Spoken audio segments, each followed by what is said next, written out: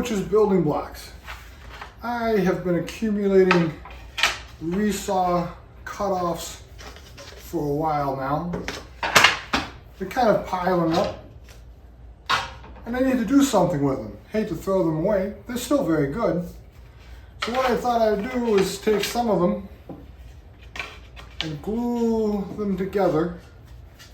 Some of the longer strips, add some cherry to them.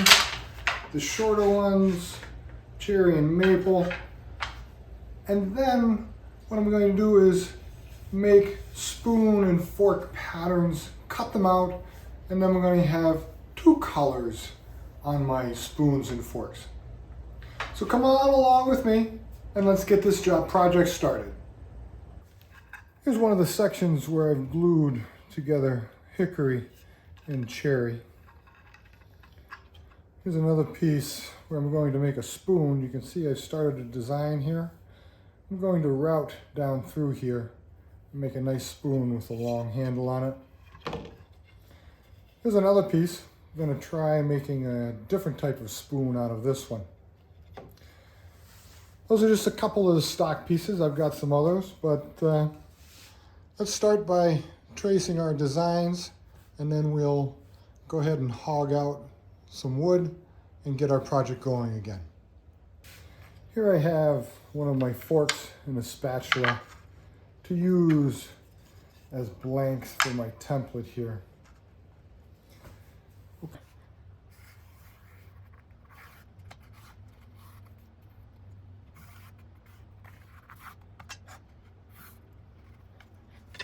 can definitely get 3 different utensils out of this one. Not enough pressure to keep it straight. There. Now we'll head over to the bandsaw and cut these out. Here we are at my bandsaw. These utensils are 17 inches in length. My stock is 3/8 of an inch thick.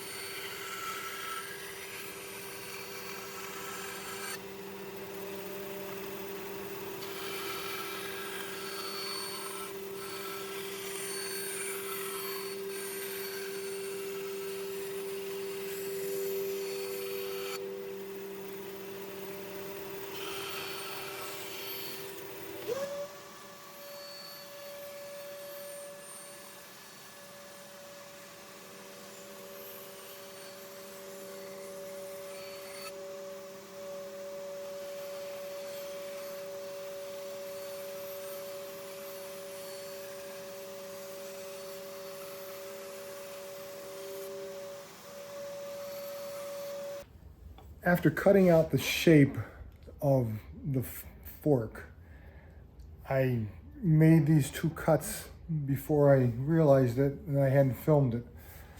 But you just need to split whatever this dimension is into 3. Set your saw blade height so that it's at a good height. My saw blade is set at 1.5 inches. Run it up against your stop, make 1 cut, turn your fork around, make the 2nd cut, and now you're evenly spaced here.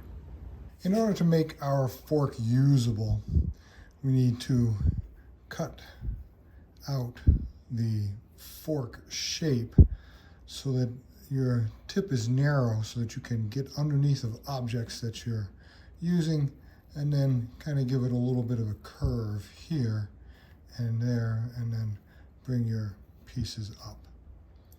I'll cut these on the bandsaw. The 2 profiles. This one I cut thinner than this one. I'm going to take them over to the belt sander and we'll sand these off and smooth them out so they look really nice.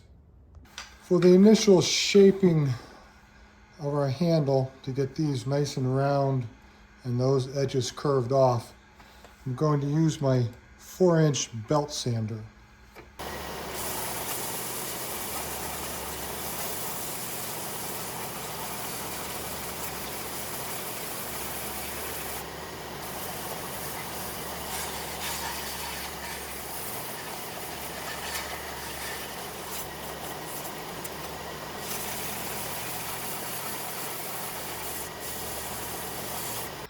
Our tri-level cherry hickory cherry spoon has been hogged out, and now I need to clean up the edges, route it around, get rid of the bottom hickory so that the cherry is showing.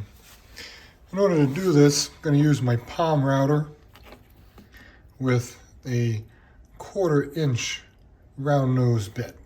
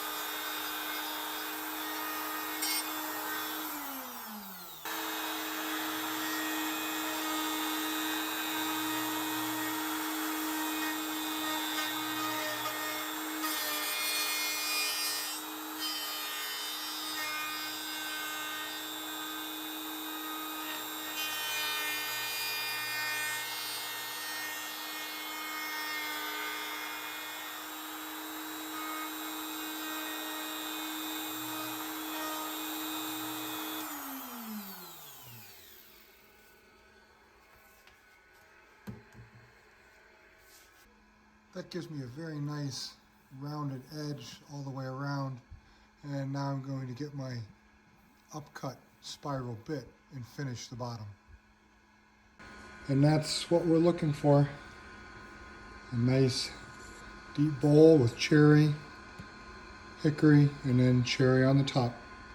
Now what we need to do is cut out the handle and then go to the belt sander to get our final shape.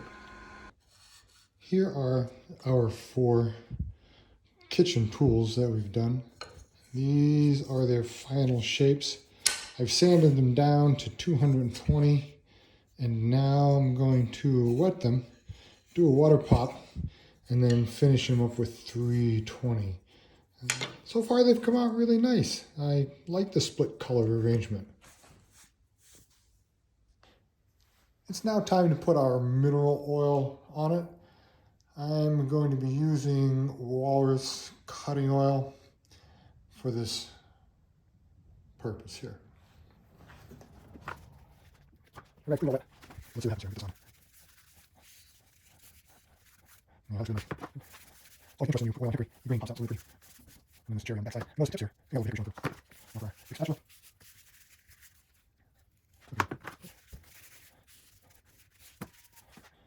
Yeah, that was pretty interesting with the cherry and hickory line there. We'll let those soak in for a while and then we'll give them another coat.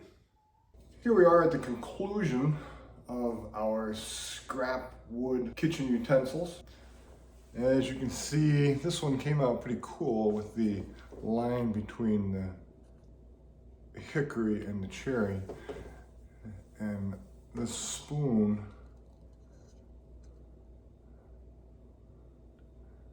with the black walnut and hickory. This is a fun little project, good way to take care of your scraps.